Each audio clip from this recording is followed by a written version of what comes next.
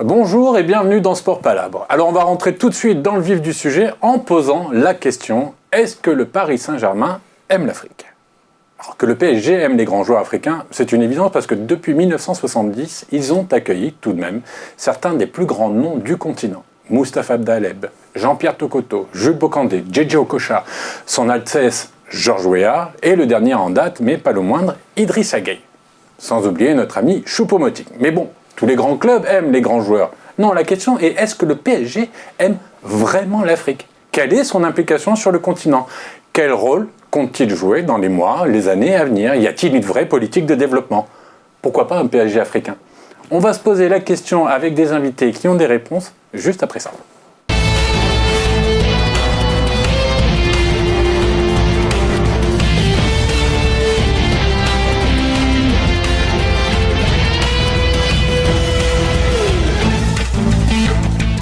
Alors, parmi mes invités qui ont des réponses, en tout cas, j'en ai deux qui savent comment faire un best-seller, puisque je reçois Mousse de Paris United et Jean-Baptiste Guégan, expert en géopolitique. Mais vous êtes tous les deux les auteurs de PSG 50 ans de passion.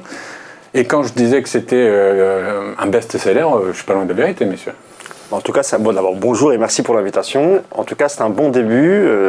On est très contents. On est très contents du démarrage. Jean-Baptiste, il n'y a que des vérités. Il n'y a que des vérités, c'est la passion du PSG, il n'y en a qu'une, il n'y a qu'un club, c'est celui-là, c'est ce qu'on a voulu raconter.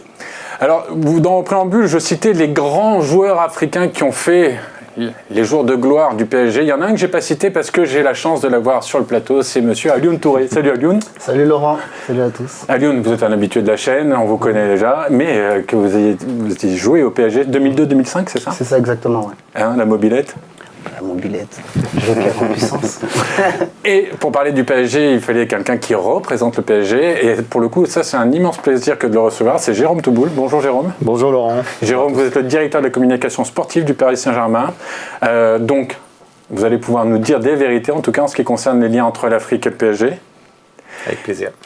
Mais je ne vais pas commencer par vous. Je vais commencer par des insiders, ceux qui ont fait un travail d'enquête. Mousse, ouais. PSG, Afrique. Il y a vraiment un lien depuis 50 ans.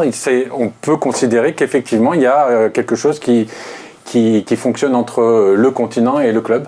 Oui, évidemment. D'ailleurs, on peut même dire que c'est un club qui a 50 ans et à chaque décennie, vous trouverez des grands joueurs africains, que ce soit à la construction du club, dès la naissance du club en 1970.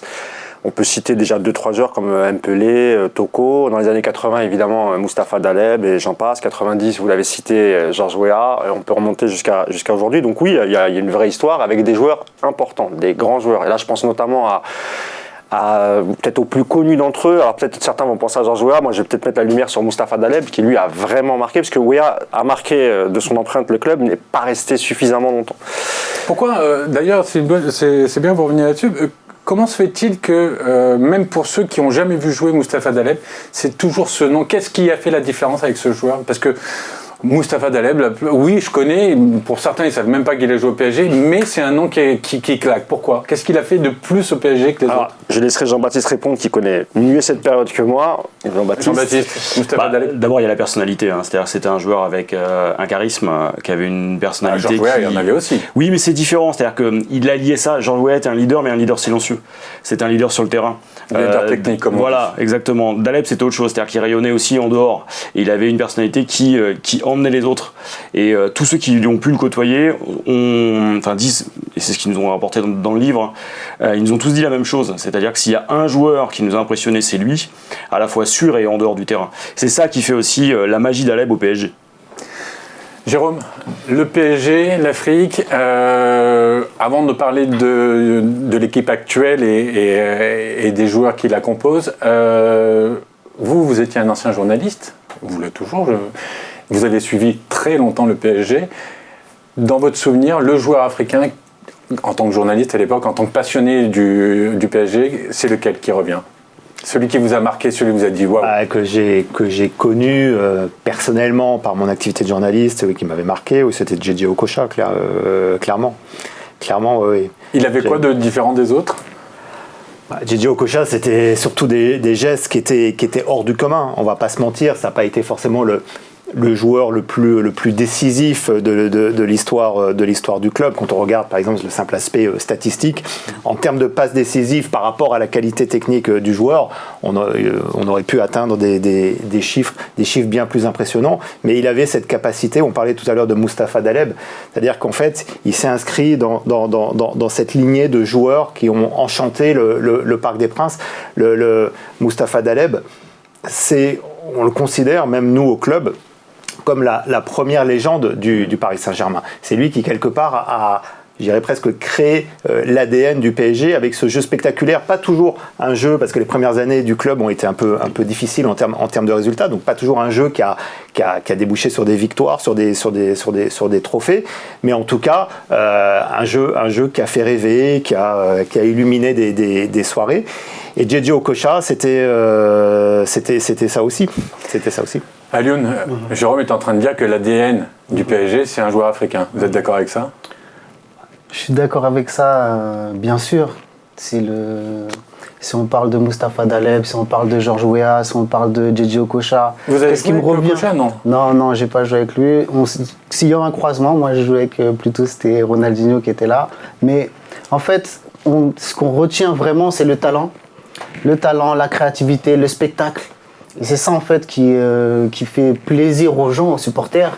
Et l'Afrique a toujours eu ça en fait. C'est-à-dire, on n'a rien à envie, entre guillemets, quand je dis on, parce que moi, issu de la diaspora, à un moment donné, j'ai failli jouer aussi au Mali ou au Sénégal, j'ai pas pris l'option, mais on n'a rien à envier au football sud-américain, entre guillemets. Parce que là, aujourd'hui, l'identité... On va en parler après de ça, justement.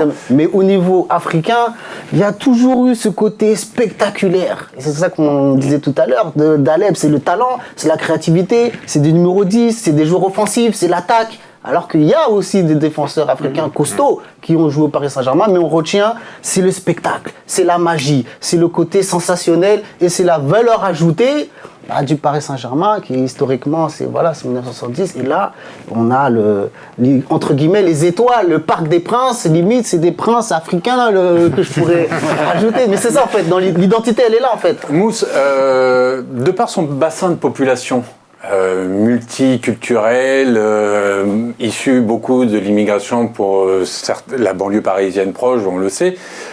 Est-ce que logiquement, le Parc des Princes, d'abord le Parc des Princes en tant que spectateur, mais est-ce que logiquement le PSG c'est le club de cette génération-là, comme pourrait l'être dans un autre grand club qui se trouve au bord de la mer ailleurs, parce qu'on a dit qu'on n'allait pas le citer aujourd'hui, c'est un peu la même chose. Est-ce que c'est le rêve, l'ambition première, c'est le PSG pour tous ces jeunes ? Et est-ce que ça vient aussi culturellement de la famille ?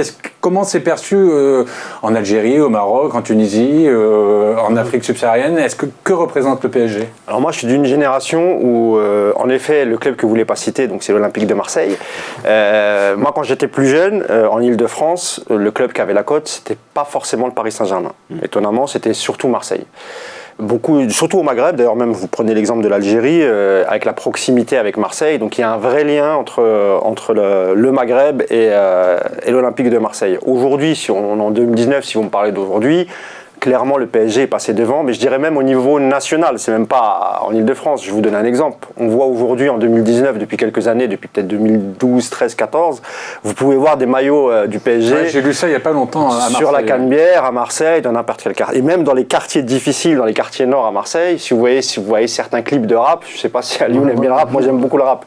Donc on voit dans des clips de rappeurs marseillais on voit du Mbappé, du Neymar. Exactement, des jeunes Marseillais avec des maillots floqués Mbappé, Neymar, Cavani. Ouais, mais ça, est-ce que ça dépasse pas le cadre du PSG ? Ce sont des joueurs qu'on aime avant tout, qui représentent pas forcément le PSG, mais parce qu'ils sont tellement au-delà de tout, quoi. Ce sont des joueurs tellement uniques, Jérôme. Ou c'est vraiment les gens qui portent le maillot Mbappé, Neymar, c'est parce qu'ils aiment le PSG, c'est parce que le joueur... C'est-à-dire que parfois l'amour pour un club peut naître à travers la passion pour un joueur. Je pense que si on prend le cas d'un Messi, il a évidemment beaucoup aussi contribué à la popularité mondiale de Barcelone, donc qui existait déjà avant lui, mais enfin il lui a donné une aura supplémentaire. Donc effectivement on voit ce phénomène, effectivement même ça avait commencé d'ailleurs avec Ibra. Moi j'avais même un ami en Corse une fois qui est un peu en rigolant, disait mais à cause d'Ibra maintenant, on voit des gamins dans la rue avec le maillot du PSG, ça nous rend malade, etc. Mais bon, voilà, oui, et je pense que ces enfants-là, quelque part, garderont toujours une part de PSG, parce que les clubs ou les joueurs qui vous font rêver quand on est gamin, ça reste à vie généralement. Mais est-ce que c'est pas les clubs qui gagnent en fait? Et actuellement, effectivement, le PSG est le club qui gagne sur la scène C'est surtout française. des joueurs qui créent de l'émotion. Tout à l'heure, on parlait de Didier Okocha. Didier Okocha, clairement, c'est un joueur qui vous fait lever de votre siège quand vous êtes au Parc des Princes. Vous avez envie de payer pour le voir. Mbappé, c'est pareil. Il ne faut pas oublier qu'Mbappé a des origines africaines. Ah, mais j'allais en revenir. Un père camerounais, une mère algérienne, il a grandi à Bondy, c'est l'exemple parfait. Comme Kipembe, comme l'était Exactement. Mamadou Sakho. C'est ça, exactement. Des joueurs qui... Ils jouent pour l'équipe de France, mais ils ont des origines africaines, Absolument. ils sont fiers de leurs racines. En plus, Mbappé, c'est vraiment un gamin de l'Île-de-France, il a grandi à Bondy. Donc ça rejoint exactement ce que vous disiez tout à l'heure. Et ces joueurs-là, pourquoi on s'en rappelle encore une fois, même si Okocha, effectivement, comme le disait Jérôme, il a peut-être pas marqué en termes de statistiques, mais moi je me rappelle du fabuleux but au Parc des Princes contre Bordeaux. Bon, il y a eu la défaite malheureusement derrière, mais une frappe. Mais on voit même, c'était Giresse. Je ne pas resté longtemps sur le banc, mais tout de même, on voit même Giresse qui est estomaqué par le but de Kocha. Et ça me rappelle aussi Amara Simba, même si lui a été international français. Amara Simba, tout le monde se rappelle de lui par rapport à ses bicyclettes. Et je rappelle qu'en 92, d'ailleurs, la campagne d'abonnement du Paris Saint-Germain, elle se fait sur le nom d'Amara Simba. Il y a une affiche, et c'est Christian Gavel, c'est ça? Oui, le photographe. photographe. Il avait pris la photo, voilà. Et donc c'est lui qui a lancé la campagne. PSG fait nous rêver. Exactement. Donc d'origine africaine aussi, même s'il a eu, je crois, 2-3 sélections en équipe de France. Jean-Baptiste, sur un plan géopolitique, sportif, le PSG, ça représente quoi en Afrique? Ça représente pas autant que ça devrait représenter. Quand on regarde des clubs. D'abord, pourquoi ça représente pas autant D'abord parce que le PSG s'est internationalisé plus tardivement. Ensuite, quand on voit d'autres clubs comme le Barça ou comme Madrid, ils ont un temps d'avance sur le PSG. Alors qu'ils n'ont pas spécialement, ils ne sont pas connus pour avoir énormément de joueurs africains. Oui, mais alors c'est là où c'est paradoxal. C'est-à-dire qu'il y a une contagion par le jeu, une contagion par les victoires, et puis aussi il y a un phénomène. S'il y a une équipe qu'on suit, ça va être celle-là. Et comme c'est des équipes qui ont empilé les titres internationaux, à un moment donné, ça joue. Et aujourd'hui, le à PSG... part le Sénégal avec Manchester United, bien évidemment. Mais Liverpool, pardon. Ce qui est assez intéressant, justement, c'est l'exemple de Liverpool. C'est-à-dire que l'une des voies à suivre pour le PSG, ça peut être aussi ce qui est en train de faire Liverpool. C'est-à-dire avoir un joueur africain emblématique pour aller conquérir un continent. Ça va servir de porte d'entrée. Et je pense que l'un des axes de développement du PSG, mais ça, Jérôme en parlera mieux que moi, ça doit être aussi l'Afrique, parce que c'est le continent de demain. C'est 2 milliards de personnes, c'est des consommateurs et des jeunes. Reprenons Liverpool et le Sénégal, on va avoir un problème là, Jérôme, avec le Sénégal et le PSG Liverpool. Il va y avoir aussi une rivalité, parce que vous avez quand même un joueur exceptionnel dans votre équipe, Idrissa Gueye, pour ne pas le nommer, qui, en l'espace de 2 mois, est devenu la coqueluche de tout le monde, avec le match notamment face au Real. Alors qu'il faut rappeler quand même qu'il a joué 5 ans à Lille et que... Comment on se retrouve à être un joueur lambda pendant 5 ans à Lille et qu'en 2 mois on devient adulé par tous au PSG? Je pense que de toute façon c'est un excellent joueur. Je pense que son expérience aussi en Angleterre, elle lui a permis Everton, Everton de prendre une dimension supplémentaire, enfin dans la confiance qu'il a acquise, et que c'est un travailleur. C'est un type fait partie de ces joueurs extrêmement sérieux, concentrés sur le football, qui est là pour réussir avant tout comme footballeur. Et quand vous travaillez, quand vous savez quels sont vos objectifs très clairement, et que vous avez aussi quand même à la base un minimum de talent, d'aptitude, ce qui est son cas, et vous avez aujourd'hui un joueur qui est très performant et qui devient l'un des chouchous du Parc des Princes, oui, clairement. Alioune, la référence actuellement dans le football africain, subsaharien en tout cas, Sénégal, c'est Sadio Mané, en espérant, et nous on pousse fort pour qu'il ait ce ballon d'or. Mané, Gueye, c'est la même culture, c'est la même école, c'est le même état d'esprit, c'est la même façon d'aborder un peu, c'est des travailleurs de l'ombre, c'est des gars qui sont des Sénégalais. Est-ce que ça a un rapport aussi? Est-ce que c'est une culture qui fait ça? C'est une culture et surtout c'est un plan de formation. Il faut savoir qu'Idrissa Gana Gueye, il sort de Djambar. Djambar, La référence. C'est la référence et c'est initié par les gens de la diaspora, Bernard Lama, Joby Boko, Patrick Vieira. Donc ils ont investi, c'est ce travail-là qui paye aujourd'hui, mais ça fait tellement longtemps qu'ils ont investi là-bas au Sénégal, et c'est les présidents africains, il y a beaucoup de présidents africains du moins qui sont pas patients, Djambar est le modèle de la patience. Génération Foot avec Sadio Mané est le modèle de la patience. Parce que pour former des joueurs, c'est pas en 1 an, 2 ans. C'est sur le long terme et surtout sur la post-formation. Parce que Sadio Mané, il vient à Metz en national. À Lyon, ils ont la patience parce qu'ils sont autonomes financièrement, ils ont besoin de personne. Déjà, Ils subissent aucune pression, que ce soit politique ou autre. En fait, c'est la solution, quoi. oui, c'est la solution. C'est pour ça qu'on parle, tout à l'heure, Jean-Baptiste, il le disait par rapport à la géopolitique. C'est-à-dire qu'à un moment donné, le PSG sont en train de créer des PSG Academy. Mais c'est le modèle, c'est le modèle un peu Djambar, c'est le modèle Génération Foot. C'est-à-dire qu'à un moment donné, ok, l'Afrique c'est difficile parce que ceux qui maîtrisent tout le monde va aller en Afrique. Mais une fois qu'on arrive en Afrique, on s'aperçoit que c'est tellement compliqué, la gestion de tout ça. C'est ça en fait, c'est-à-dire qu'aujourd'hui, les Africains, ils attendent toujours l'aide du PSG, l'aide de Manchester City. Moi qui étais à Manchester City, ils voulaient à un moment donné se développer en Afrique. Ils n'ont pas réussi, parce qu'à un moment donné, il faut structurer les choses et être patient. Et là, on a des exemples comme Djambar, Génération Foot qui sont avec Metz, en partenariat. Et il y a des joueurs qui arrivent ici, on parlait de Gana Gueye, aujourd'hui il a 30 ans, mais il y a toute une évolution de post-formation. C'est-à-dire qu'il est arrivé tranquillement sur la pointe des pieds à Lille. Ensuite, il y a le départ en Angleterre, il a acquis une expérience. Et là, aujourd'hui, il est prêt pour un club comme le Paris Saint-Germain qui est au niveau du Real de Madrid, Barcelone. Et c'est ça, en fait. Bon, après, le désavantage, c'est que Mané, c'est un offensif. Et offensif, donc on va toujours être sur lui. C'est comme je compare ça avec Mbappé et puis N'Golo Kanté.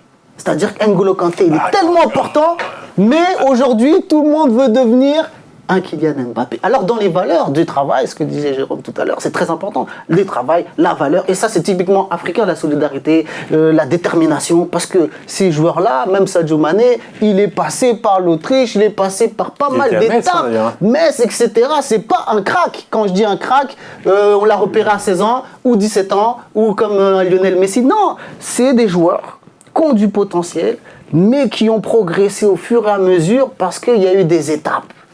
Jérôme, Gueye, il est arrivé là cette année. Il était prévu qu'il arrive déjà l'année dernière, en fait. Oui, l'hiver dernier, il y avait eu des discussions. Est-ce que vous sentez un changement Est-ce que ça frétille, ça frémit en Afrique parce que vous avez un joueur comme ça? Est-ce que vous avez, en termes de communication, plus de demandes? Est-ce que d'un seul coup, ça vous ouvre des portes? Est-ce que les mentalités changent en ayant un joueur comme Idrissa Gueye dans l'équipe, dans le 11 type? Est-ce que ça permet des opportunités, d'autres contacts? Ça vous ouvre d'autres horizons?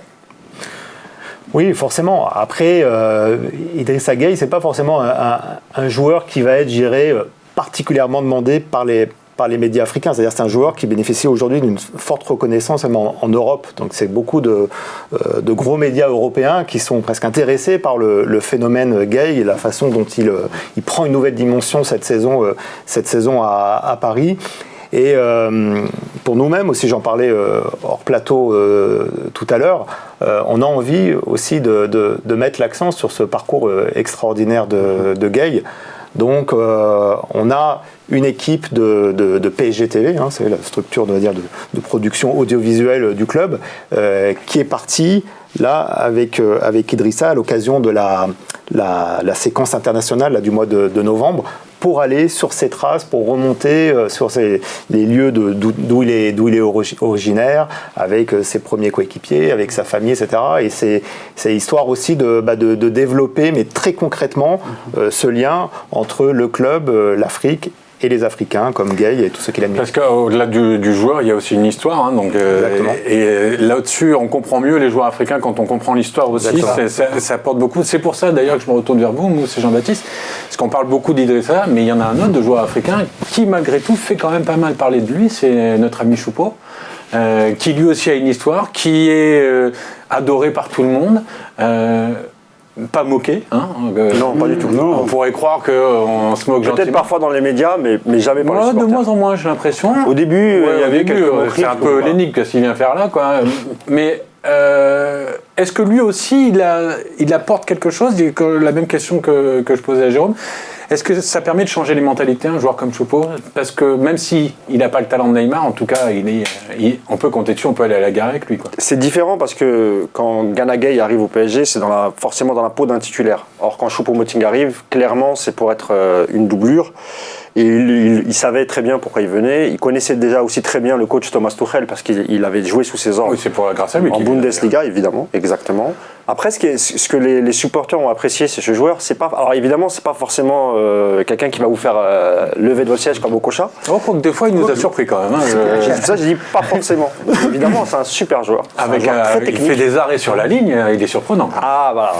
C'est d'ailleurs ça que je veux parler. Je ne veux pas me moquer. C'est ça les moqueries que je parlais tout à l'heure. Mais ça, je pense que même lui, il bien sûr. Et puis ça peut arriver même à Messi, à Ronaldo, ce genre de geste. Donc c'est surtout moi, ça, évidemment, ça arrive toujours à ce genre de joueur, évidemment. Mais à côté de ça aussi, on oublie que parfois, quand il rentre, ou même il a fait des matchs en tant que titulaire, on se rappelle qu'il avait mis un doublé en début de saison, etc. Pourquoi les supporters l'ont adopté? Parce que c'est difficile aujourd'hui, quand un joueur signe au PSG, de jauger la sincérité du joueur. Pourquoi est-ce qu'il vient au PSG? Or, des joueurs comme Choupo-Moting, eux, quand ils viennent au PSG, on sent qu'ils sont très, très, très fiers de porter ce maillot. Et même lui, je pense qu'il a dû être surpris d'être contacté parce qu'il venait d'un club qui était descendu, Stoke City, voilà, pardon. Merci Jérôme. Il venait de Stoke City qui était eux descendus en Championship. Il a la chance de rebondir au Paris Saint-Germain, entouré de super joueurs comme Neymar, Mbappé, etc. Et surtout, quand il rentre sur le terrain avec le maillot du PSG, on sent qu'il est vraiment content et il donne tout.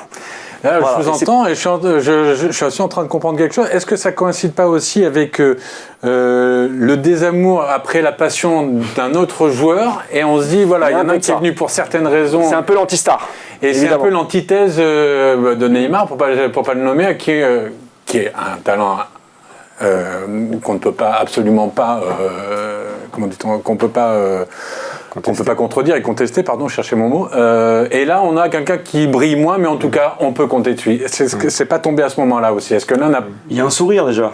Il humanise le poste d'attaquant au PSG, c'est-à-dire qu'il est disponible, il est souriant. Il fait les efforts qu'on voit pas blasé, forcément. Ouais. Il n'est pas blasé, c'est-à-dire que lui, c'est la chance de sa vie, c'est la chance de sa carrière. Et ça se voit, à chaque fois qu'il rentre, il est à bloc. Et même s'il peut lui arriver d'être maladroit, de rater des choses, il met sur le terrain tout ce qu'il a à donner. Et ça, le public le voit, le sent. On ne voit pas forcément ça sur tous les matchs. Et ça, c'est véritablement par opposition à Neymar. Aussi, ce qui fait qu'on s'attache à lui. Parce que... je ne veux pas dire qu'on pourrait se mettre dans sa peau, parce que ça reste un international, ça reste un joueur d'exception. Oui, il était capitaine du Cameroun, quand même. Oui, bien sûr. Ça reste un grand joueur. Mais c'est vrai qu'il crée une proximité avec le supporter que les autres n'ont pas. Parce que justement, le rapport aux médias est différent. Et c'est ça qui est intéressant. Jérôme, ça fait du bien, Choupo-Moting dans un vestiaire? Ah, bien sûr, non. Il est vraiment... dans le vestiaire, dans la vie en dehors des terrains, comme je pense les gens ont l'impression qu'il est sur le terrain. C'est-à-dire qu'effectivement, un type avec un très bon état d'esprit. Il a vraiment un très bon état d'esprit.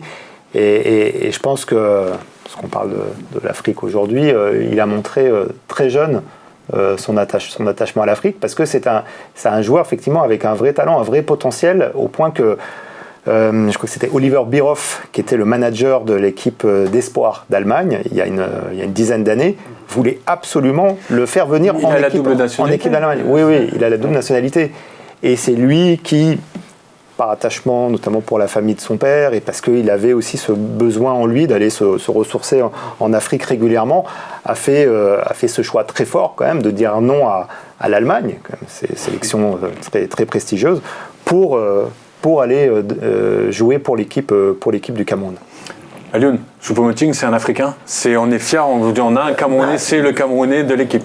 Jérôme l'a très bien décrit, il représente les valeurs africaines. De ne jamais rien lâcher, l'état d'esprit, d'aller vers l'avant. Et voilà, même si on a moins de talent, on peut toujours réussir et accomplir ses rêves. Là, il vit un rêve éveillé. Jamais il aurait pu penser qu'il serait là dans un vestiaire avec Neymar, Mbappé. On est heureux pour lui, ça nous fait plaisir pour lui. Parce que c'est ce que disait Jérôme, on le ressent tellement qu'on le partage avec lui. Ouais. Et surtout, c'est quoi? C'est le sourire. L'Afrique, c'est quoi? C'est le sourire, c'est l'enthousiasme, c'est le plaisir. Et c'est ça, en fait, quand on parlait au début du projet, c'est Daleb, c'est Okocha, c'est Weah, c'est des cracks, c'est des talents hors normes. Et là, on revient avec des joueurs typiquement antithèse, entre guillemets, parce que eux, c'est la détermination sur chaque ballon. On le voit, même là, dernièrement, le dernier match, il est rentré, boum, il a fait la différence. Il a fait la différence, donc ça veut dire qu'il représente ce côté africain. Et après, on va attendre avec le temps de retrouver le Daleb, le Ouéa et tout ça. Parce que là, aujourd'hui, le Paris Saint-Germain, c'est un autre niveau. C'est plus le niveau où même à l'époque où je jouais. Là, aujourd'hui, c'est le niveau Barcelone-Real de Madrid. Et Barcelone-Real de Madrid. Même mieux que le Real Madrid, voilà. on met 3 buts. Les meilleurs joueurs africains, récemment, c'était qui? C'était Drogba, c'était Samuel Eto'o. Et là, eux, ils avaient les deux. C'est-à-dire que le talent mélangé à cette détermination et Eto'o, quand il fait un pressing quoi en fait. Là, comme on disait par rapport aux joueurs talentueux, c'est rare qu'il y ait des joueurs talentueux. Généralement, ils n'aiment pas trop défendre, on n'aime pas trop se faire mal. Joueur arrière gauche sous Mourinho. Mais Eto'o, c'est exceptionnel. Eto'o, même, il a témoigné l'amour Paris Saint-Germain. À un moment donné, on pensait même qu'il allait venir au Paris Saint-Germain. Drogba, c'est exceptionnel. Alors, parcours exceptionnel. Alioune, vous parlez de Drogba, vous parlez d'Eto'o. On attend les futurs. Il y en a un, c'est Idriss Gueye, notamment. Et donc, Choupo-Moting. Et on continue à parler en deuxième partie. À tout de suite.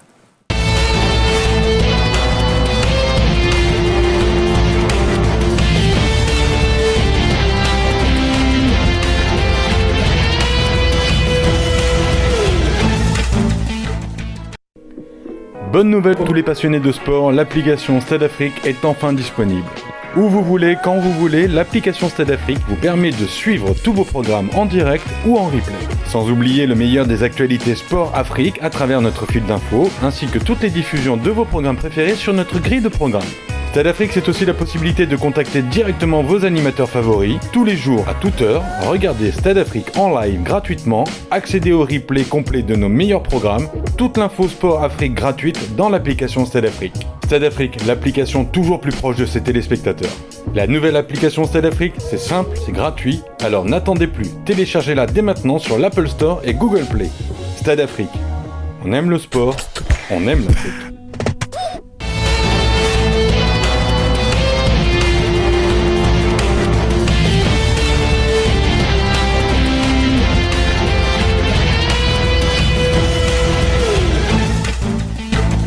Sport Palabre, deuxième partie, toujours avec cette question, le PSG aime-t-il l'Afrique? On commence à avoir une réponse qui se dessine, mais maintenant on va attaquer notre partie concrète. Toujours accompagné de Mousse de Paris United, de Jean-Baptiste Guégan, Alioune Touré et Jérôme Touboul du PSG. Pour Noël, PSG, 50 ans de passion, aux éditions Hugo Sport. Un best-seller. Dépêchez-vous, je crois que d'ailleurs, vous avez en est quoi, 1 million de tirages Une broutille. Allez, on reprend notre discussion. Mousse, une question pour vous, pour les supporters. Quelle est l'importance d'avoir des joueurs auxquels on peut s'identifier? La question peut paraître bateau, mais bon, comme je le disais en première partie, des villes comme Marseille, même Lyon, Paris, ont un bassin de population diversifié. Est-ce que le PSG sans joueur africain, c'est une énigme? Enfin, ce serait une erreur.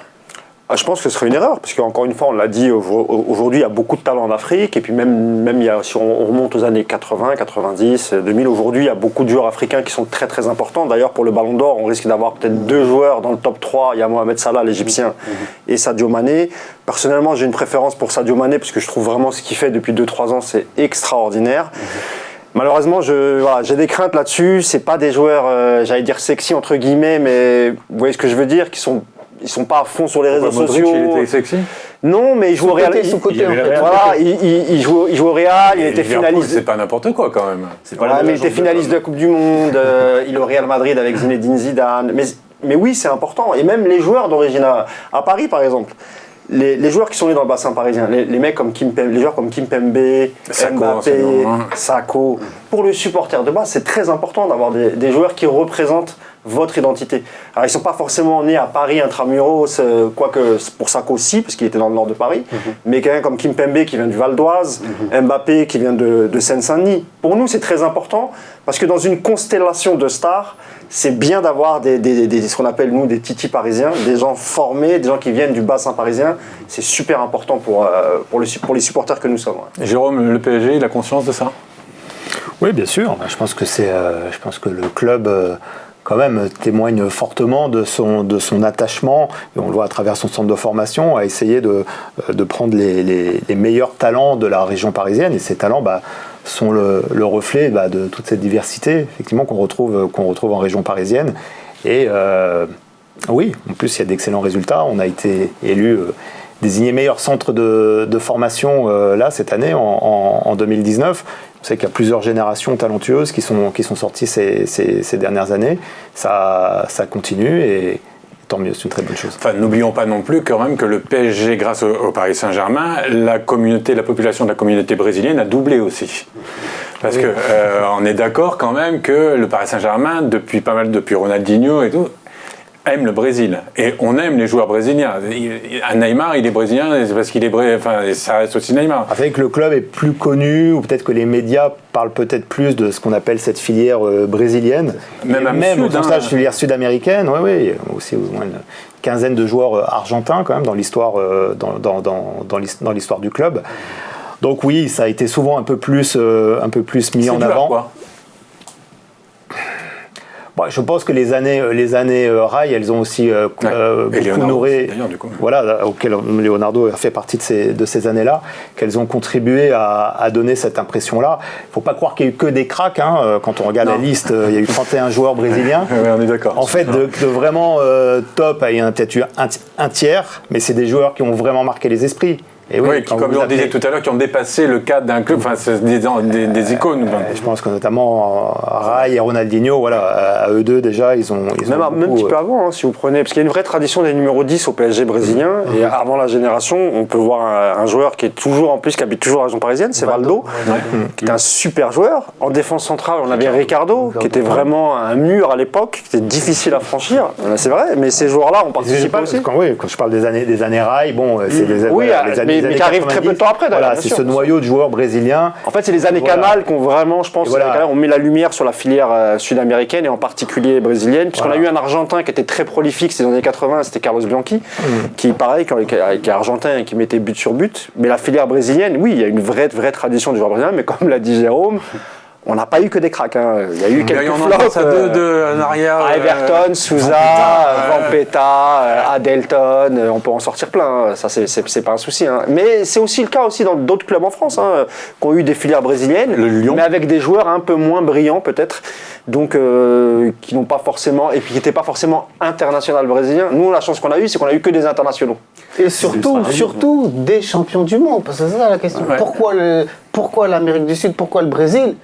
Champion du monde. Rai champion du monde, Leonardo champion du monde. Ronaldinho il est champion du monde avec toutes les couleurs du La stratégie, elle est simple. On va aller chercher les meilleurs du monde. Ils sont où aujourd'hui?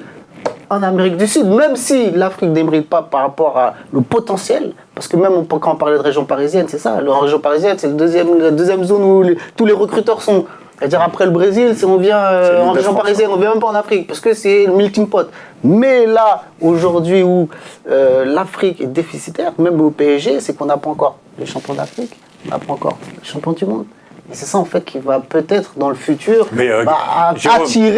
attirer d'autres joueurs. Jérôme, Kipembe et Mbappé, c'est les champions du monde africains. De la diaspora. Non mais il y avait eu cette polémique, je fais exprès, mais comment ils ont vécu ça, ça les a fait rire, non? Peu d'importance. Cette polémique autour du fait que l'équipe de France championne du monde, c'était l'équipe d'Afrique qui était championne du monde. Non, je pense qu'ils étaient largement au-dessus de ce type de ils ont une bonne réponse de débat et de polémique. Cette récupération qui était un peu... C'était ridicule, et ça, je crois que les premières polémiques avaient des États-Unis. Oui.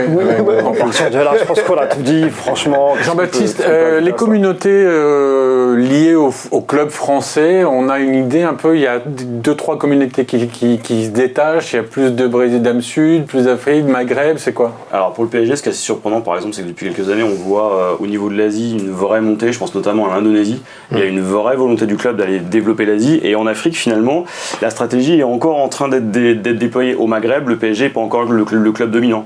Marseille reste populaire. Non mais ça, on peut le comprendre comme il expliquait le mot tout à l'heure, la proximité fait que... Justement, ce qui est intéressant, c'est que le PSG est en train de rattraper ce retard-là, et on commence à avoir un vrai engouement. Et il manque justement le joueur qui cristallise. On attendait avec Hatem Ben Arfa ça. On attendait ce joueur finalement emblématique qui soit à la fois un écho à la région parisienne, à la France dans sa diversité, et puis finalement à l'histoire entre la France et l'Afrique. On l'a pas encore ce joueur, et je pense que le jour où il sera là, les communautés vont se déployer. Il y a l'Amérique du Sud, mais l'Amérique du Sud c'est évident, quand vous avez un Cavani, quand vous avez toute cette... Di Maria, Mbappé, les Di Maria, les Icardi, et puis la filière brésilienne, forcément vous avez l'âme sud qui regarde, parce que ce sont des joueurs qui sont titulaires en sélection ou qui vont y retourner. Après, c'est encore différent ailleurs. Jérôme, justement. Mais cette popularité du PSG en Afrique, grâce aux réseaux sociaux aussi, on peut mesurer son évolution. Parler du Brésil et de l'Indonésie, c'est vrai que par exemple si on regarde le nombre de fans sur Facebook, c'est les deux premiers, Indonésie, Brésil, mais le troisième pays sur la planète, c'est l'Algérie aujourd'hui. Vous avez le plus de fans Facebook du PSG, c'est l'Algérie, et vous avez 30% des fans de ce réseau aujourd'hui qui sont issus du continent africain. Il n'y a pas de joueur algérien au PSG. Pas encore. Oui, non, mais il n'y a pas de joueurs. Mais il y a eu des grands joueurs. Oui, il y en a eu. Benarbia. Alors, juste maintenant, on va donc poser la question. Jérôme, le PSG en Afrique, ça représente quoi en termes de développement, politique de développement? Est-ce qu'il y a des académies? Est-ce qu'il y a des liens directs avec des académies locales? Est-ce qu'il y a des ambassadeurs? Est-ce qu'il y a des gens qui tournent auprès de certaines associations? On en est où là? Qu'est-ce qui se passe? Alors, on va dire qu'il y a plusieurs types d'actions qui peuvent être menées, en parallèle. On peut ressortir notamment ce que fait la fondation du Paris Saint-Germain ou encore le développement des académies. Ça, il y a une volonté très claire, très affirmée de notre président Nasser Al-Khelaifi de mettre l'accent aujourd'hui sur plusieurs axes de développement en Afrique, dont ces axes-là que je viens de citer. La fondation, par exemple, était en République centrafricaine l'année dernière. Il y a un partenariat qui existe avec Action contre la faim. Et donc, l'idée était là-bas d'investir, de mettre des moyens financiers, humains, pour contribuer à la lutte contre la malnutrition. Il y a eu des actions aussi qui ont été conduites comme ça à Madagascar. Là aussi sur, on va dire, des systèmes d'assainissement des eaux, par exemple. Mais sur l'aspect sportif, et sur l'aspect sportif, aujourd'hui, on voit le développement des académies. Alors, il y a deux pays aujourd'hui où il y a une implantation assez remarquable. C'est le Maroc et l'Égypte. Voilà, c'est le Maroc et l'Égypte. Vous avez, dans chacun de ces deux pays, vous avez 4 académies qui sont installées. On verra, peut-être qu'à terme, des futurs talents... Ils font quoi, là? Et la formation, c'est... Là, c'est, si vous voulez... Alors, les académies, il ne faut pas confondre des académies avec vraiment des centres de formation au sens strict. C'est plus comme des clubs de football. Vous avez des clubs de football, vous allez mettre vos enfants le mercredi ou le week-end. Là, c'est la même chose, sauf qu'au lieu de s'appeler football club du quartier local, c'est une PSG Academy. Et donc, ils ont des cours qui sont dispensés par des formateurs qui eux-mêmes ont reçu de la part des responsables de la PSG Academy des sortes de cursus communs d'apprentissage, un cahier des charges pour que ces gamins acquièrent des fondamentaux footballistiques issus quelque part d'une école Paris Saint-Germain. Dans quel but? À la finalité, c'est quoi? C'est de trouver les futurs grands joueurs? C'est ou de la notoriété du PSG? C'est exactement ça, vous l'avez résumé. C'est à la fois d'être présent sur le terrain, de faire en sorte que le drapeau du Paris Saint-Germain il soit de plus en plus visible sur le terrain, au contact des populations locales. Et puis, sait-on jamais, évidemment, quand vous commencez à avoir des gamins dès l'âge de 6-7 ans qui viennent dans ces structures, évidemment qu'un jour, 1, 2, 3 grands talents pourraient être détectés à travers ce système. Alors je suis sûr que les téléspectateurs qui nous regardent se demandent pourquoi pas le Sénégal, pourquoi pas le Cameroun, pourquoi pas la Côte d'Ivoire. C'est en prévision, ça s'élabore, pour pas faire n'importe quoi, on prend le temps, comment ça se passe? Je pense qu'Alioune tout à l'heure a utilisé un mot très juste quand il parlait de tout ça, c'est de la patience. C'est-à-dire qu'il ne faut pas non plus vouloir aller trop vite et faire les choses n'importe comment. Il est important, quel que soit le pays où vous allez vous implanter, que ce soit pour des actions de la fondation, les PSG Academy, peut-être du sponsoring, etc., de très bien connaître, de prendre le temps de bien connaître l'environnement local, les acteurs locaux, d'avoir les bons interlocuteurs. Et ensuite, c'est là que vous pourrez monter des projets qui seront pérennes, parce que l'idée, c'est pas que ce soit juste un coup de com', comme on dit, voilà, c'est hop, c'est joli, on fait un effet d'annonce, et après, derrière, il n'y a plus rien, ou au bout d'un an, le projet est abandonné. Donc pour ça, il faut prendre le temps nécessaire, mais en tout cas, la volonté du club est très affirmée pour les années à venir, et c'est déjà ça qui compte. Alioune, est-ce que quand on entend parler que le PSG risque de venir, est-ce que ça génère pas tellement de fantasmes et de rêves que justement la meilleure façon d'agir, c'est celle-ci, c'est pas de calmer les ardeurs, mais d'être assez prévoyant, réfléchi, pour pouvoir... parce que tout de suite, ça peut être l'enflammade. Oui, c'est l'enflammade. On pense tout de suite qu'on va... c'est-à-dire que même les gens en Afrique, ils rêvent tous de devenir footballeur professionnel. Moi, je l'ai dit dans une émission, il n'y a que seulement 4% de réussite, 96% d'échecs. Et c'est là où je pense que le PSG a raison, dans le sens où il faut venir au-delà du sport. Au-delà du sport, c'est sport, santé, bien-être. Et en Afrique, c'est quoi? Les gens, ils veulent déjà manger, s'habiller, être en bonne santé. Donc ça veut dire qu'on ne peut plus être dans un mode de PSG Academy comme on voit en Europe, où là vraiment c'est du foot loisir. Là, même si en Afrique les gens, ok, veulent devenir professionnels, il y a des étapes, il y a un programme éducatif, c'est un programme associatif, il y a un rôle social. Donc c'est plus la fondation, je pense. Après, si jamais il y a un talent, il peut intégrer une PSG Academy ici en Europe, parce qu'il y a déjà les infrastructures. Et s'il est bon, il peut intégrer un centre de formation. Mais vraiment là, le projet, je pense que c'est PSG Fondation. Parce qu'en Afrique, au-delà de... Parce que, ok, il y a Sadio Mané, tout ça, mais c'est des exceptions. Tout le reste, il y a même des joueurs africains qui arrivent ici en test, ils deviennent migrants. Donc qu'est-ce qu'on fait de cela en fait? Et c'est là où c'est le rôle de la PSG, entre guillemets, Fondation. Il peut être important en Afrique, parce que c'est un triple projet. Oui, c'est un triple projet. C'est accompagnement, c'est réinsertion, c'est l'eau, c'est le matériel, les ballons, etc. C'est tout ça que peut-être l'Afrique a besoin de se structurer pour pouvoir après. Ce que dit Jérôme, en fait, ça démontre que finalement, peut-être que le PSG a pris conscience du rôle qu'il peut avoir potentiellement et donc fait les choses correctement. Évidemment, et puis de toute façon, le continent africain, c'est particulier. C'est-à-dire que quand vous décidez de vous installer sur la partie subsaharienne, il y a des pays qui politiquement ne sont pas très stables. Donc, comme disait Jérôme, je pense qu'avant de t'installer dans un pays d'Afrique, que ce soit l'Afrique du Nord, que ce soit l'Afrique subsaharienne, n'importe quoi, vous êtes obligé quand même d'étudier le Maroc, c'est pas pour rien. Le Maroc, c'est pas pour rien. Ah, mais c'est pas trop loin, ça, à 2 heures. Mais on peut le contrôler Maroc, aussi. C'est stable. Voilà. Je pense qu'il y a un peu de ça aussi, mais vous pouvez aussi retrouver ce même type de problème en Amérique du Sud aussi. C'est pas proprement lié à l'Afrique.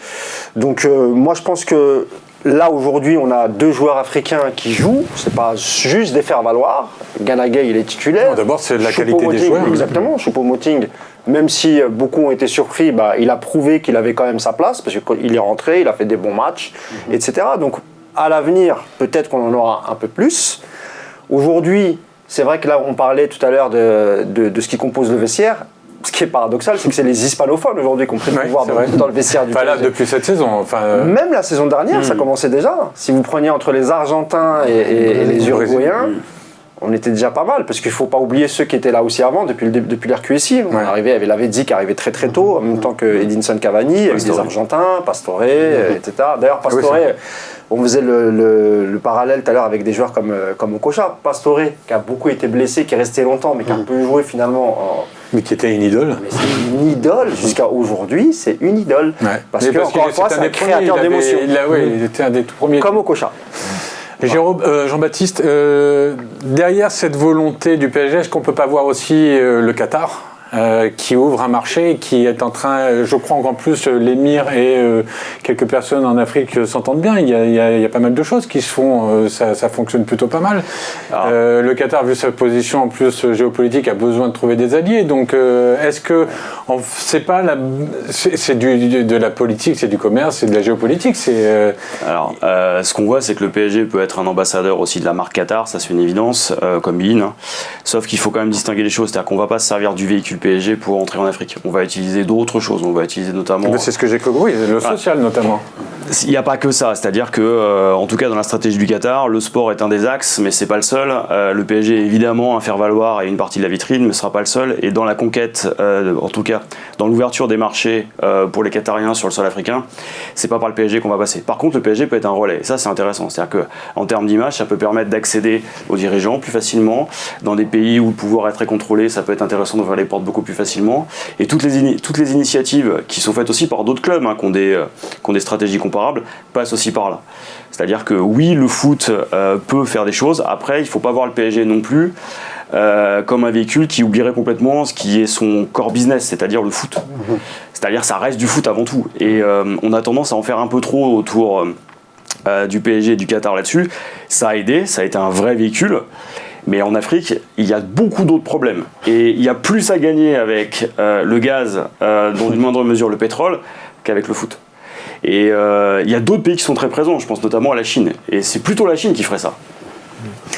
Alors, les sportifs africains, dans leur globalité, et notamment les footballeurs, parce qu'ils sont sur le devant de la scène, sont victimes, et encore plus, et on le relaie de plus en plus, de racisme. On le voit malheureusement toutes les semaines sur les stades de tous les pays européens, divers et variés. Le PSG a été à une époque associé un peu à ce problème avec le Auteuil-Boulogne, les ultras, les hooligans. Et pour le coup, le PSG a eu une vraie action contre le racisme. C'était Le Proux, c'était ça le président Le Proux qui avait... Puis il y avait 2 morts, c'est hors contexte. Ah bon oui. Mais c'est un de ceux qui a vraiment agi pour que les problèmes de racisme et pour se séparer un petit peu de cette frange ultra qui véhiculait la haine. Avec des problèmes, on va dire, d'ultra-violence qu'il y avait autour du stade. Mais déjà sur des questions de racisme, dès le début des années 2000 déjà, il y avait une prise de conscience et le club avait déjà lancé quelques actions assez fortes en matière de lutte contre les discriminations. Après, c'est vrai que... Comme par exemple de matière de lutte contre les discriminations, il y avait des partenariats qui ont été noués avec SOS Racisme, avec la LICRA. Donc en fait, si vous voulez, des associations très reconnues sur le terrain comme étant des associations quand même assez efficaces, enfin avec une voix qui porte en matière de lutte contre le racisme. Et ça a été quand même un des premiers clubs, je dirais, à s'afficher aux côtés d'associations comme ça pour envoyer un message fort que le racisme et les violences, parce qu'on voyait aussi des violences à caractère raciste autour du Parc des Princes, n'avaient plus leur place. Alors il a fallu du temps pour que ça se soit complètement éradiqué. Et il a fallu passer malheureusement par des étapes et des séquences terribles dont on se souvient tous. Et aujourd'hui, je pense qu'on peut considérer qu'il peut toujours y avoir quelques problèmes, mais que c'est... Le Paris Saint-Germain, moi je dis toujours, a été quand même probablement le club le plus volontariste et le plus courageux dans ce domaine-là. On voit bien qu'ailleurs, que ce soit en France ou en Europe, aujourd'hui pour certains clubs, c'est devenu extrêmement difficile de mener ce type d'action auprès de leur public. Et à Paris, heureusement, je pense qu'on n'a plus ce problème-là. Alors, de temps en temps, il peut y avoir d'autres problèmes qui arrivent, mais on n'a plus de problèmes fondamentaux liés au racisme. Ça a l'air assez sain pour le coup Paris à ce niveau-là. Ah oui, totalement. Les histoires qu'on a pu avoir, alors c'était plus dans les années 90, et ça concernait une tribune, et encore, c'est même pas toute la tribune. Parce que beaucoup considéraient à l'époque toute la tribune Boulogne comme d'extrême droite. alors que c'était pas forcément le cas. Il y avait évidemment, on va pas le nier, une frange qui était vraiment politisée. Fait du bruit quand même. Hein, Oui, bien sûr, évidemment. Ils ont fait du bruit, ils ont fait du mal. Et c'est ça aussi qui a engendré la rivalité avec l'autre tribune qui était Auteuil, qui était populaire, mélangée, des gens venaient de banlieue, etc. C'était vraiment Paris, quoi. Vous avez des gens d'origine, vous avez des Français de souche, vous aviez des Maghrébins, des Portugais, des Africains, des Antillais, tout ce beau monde faisait la fête en tribune Auteuil. Alors en face, c'était un peu moins coloré, c'est vrai, mais ça ne concernait pas non plus toute la tribune. On en parle dans le livre, parce qu'on a retrouvé aussi des gens, des anciens leaders de C'est ce que j'allais vous demander, ils sont passés où, ils sont devenus quoi? Ça, c'est le plan Le Proux qui a fait qu'eux s'y retrouvaient plus dans cette façon de supporter, parce que je rappelle qu'entre 2008 et 2014, il y a eu la mise en place du placement aléatoire. Ça veut dire qu'on ne pouvait plus se retrouver en association de supporters. Donc beaucoup ont refusé d'aller au parc, ont boycotté le parc, jusqu'à leur retour en 2014 avec la création du collectif Ultra Paris. Ils sont revenus petit à petit. D'ailleurs, c'était triste entre 2008 et 2014. C'était le prix à payer peut-être, hein, c'était malheureux. Il y a eu des morts. Donc évidemment, quand il y a des morts, là, on est encore, on est encore au-dessus encore du racisme. C'est-à-dire que là, c'était concret. Il y a eu 2 morts quand même, tu vois, en très peu de temps. Et c'est ça qui a déclenché le plan Le Proux. Aujourd'hui, c'est derrière nous, et tant mieux. Par contre, en France, parce qu'on parle beaucoup de l'Italie, mais en France, ça existe toujours dans certains clubs. Ouais. Et des gros clubs. Ouais, Lyon. Des clubs qui jouent le titre. Lyon. Exactement. Et ça, c'est toujours pas été éradiqué, c'est dangereux. Marseille, pas trop. Hein. Ah non, Marseille, jamais. Honnêtement, moi, pourtant, voilà, je suis vraiment supporter parisien, je pourrais vous dire non, du mal. On plaisantait en début mais Marseille est un grand club français, bien évidemment. C'est vous qui le dites, moi, je ne considère pas ça. Moi, il y a des limites quand même à pas dépasser, pardon, d'accord.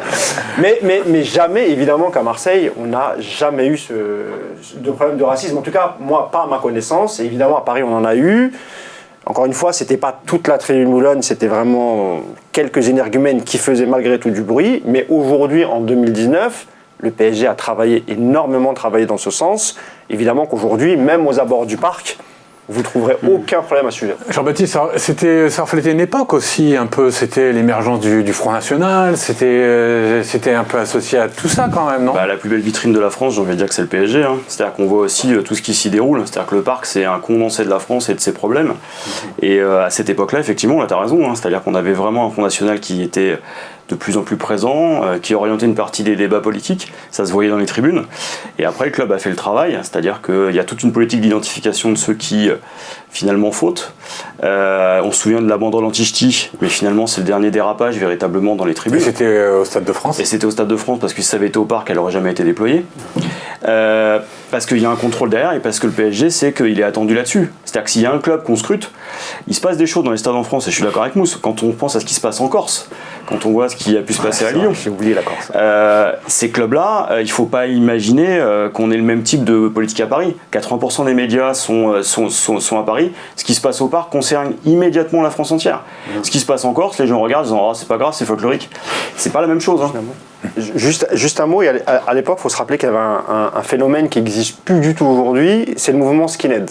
Oui. Voilà, qui est né dans les années 80. Et c'est vrai que certains minorités dans la tribune Boulogne avaient comme modèle les supporters anglais. Ouais. Et ce mouvement vient d'Angleterre. Et c'est aussi ça qui a créé cette mode. Ça n'a pas duré longtemps. Aujourd'hui, c'est complètement éradiqué et ça n'existe plus du tout. Mais c'est vrai qu'il y a eu aussi cette mode-là qui a emmené, je crois qu'il y a eu 100 ou 200 peut-être à l'époque qui fréquentaient un peu le parc. Mais c'était une toute petite minorité. Alioune, en tant que joueur africain, quand on pense à ça, on regarde ça, on se dit tiens, bon, c'est un club où au niveau raciste, tout ça c'est clean, ils font les efforts, ils font ce qu'ils...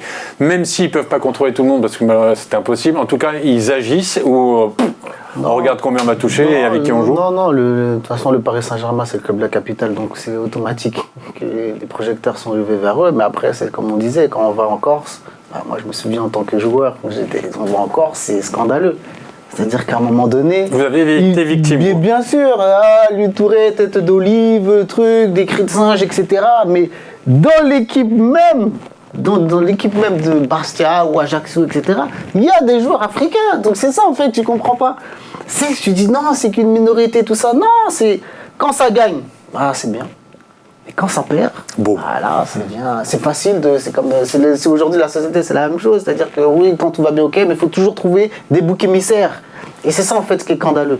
Mais Pour les joueurs et même pour l'image, que ce soit du club et l'image au niveau, je sais pas, on a l'image de la Coupe du Monde 98, la grandeur, tout ça. On a été révolutionnaires. Des modèles, même l'Allemagne, ils nous ont copiés. Ça rien de revenir en arrière en fait, c'est ça que je trouve un peu dommageable. Messieurs, on arrive malheureusement à la fin de l'émission, vous voulez dire rajouter quelque chose? Non, je veux dire que dans certains clubs en Italie, les supporters parfois sont mécontents après leur direction quand ils recrutent des joueurs de couleur. Ou des joueurs on a vu le cas Balotelli, ne serait-ce qu'en équipe nationale. Même à la Lazio de Rome par exemple, qui est typiquement... Di Canio, il fait une... mais là, lui, il est encore plus loin, lui. Il est carrément celui nazi. Jean-Baptiste, le PSG aime l'Afrique? Le PSG aime l'Afrique et le PSG l'aimera de plus en plus. Surtout si on recrute africain. Le PSG aime l'Afrique et l'Afrique aime le PSG. Ouais, c'est exactement ça. Le PSG aime l'Afrique et doit développer encore plus là. Jérôme, dites-moi non, il n'aime pas. Il n'aime pas, il adore. Il adore. Non. Allez, une dernière question. Mousse et Jean-Baptiste, je rappelle votre livre, Le PSG, une passion, une histoire populaire du PSG, 50 ans de passion de 1970-2020, Paris United, aux éditions Hugo Sport. Le prochain, c'est quoi? C'est qui? Le prochain, j'ai un projet sur la formation en Ile-de-France. Voilà. Alioune, en parlant de projet, vous, en ce moment, vous occupez? Ok, aujourd'hui, je m'occupe d'accompagner les joueurs en individuel, en coaching global, mental, technique, physique, justement sur la performance. Et on a des modèles, là, Idriss Naganagay, ça c'est le modèle type. Aux jeunes joueurs, c'est le modèle à vraiment s'inspirer. Et avoir joué au PSG, une fierté? Exactement, là c'est la cerise sur le gâteau, il est là à Paris, donc voilà. Jérôme, on peut dire Idriss Gueye sur les antennes de notre chaîne d'ici combien de temps à peu près? Et Choupo-Moting. Le dire, vous pouvez toujours le dire. Oui. Là, rien ne vous empêche de le dire. Non, mais écoutez. En tout cas, ce qu'on peut dire, c'est qu'il si est le c'est bienvenu. possible, sachez que ce sera avec grand plaisir. D'accord. Souvent, comme on dit, il faut que les planètes s'alignent. Si elles s'alignent, on reviendra avec grand plaisir. Jérôme, merci beaucoup parce que vous êtes rare dans les émissions. Quelle qu'elle soit, sur toutes les chaînes qu'elles soient. Donc c'est un vrai privilège et on vous remercie. On remercie le club, bien évidemment, de vous avoir permis d'assister à cette émission. Messieurs, je vous dis à très bientôt. Merci beaucoup, Laurent, pour l'invitation. Alioune. Merci, à très bientôt. À très bientôt. Et on se retrouve la semaine prochaine pour un autre débat qu'il ne faut pas rater. À très bientôt. Ciao tout le monde.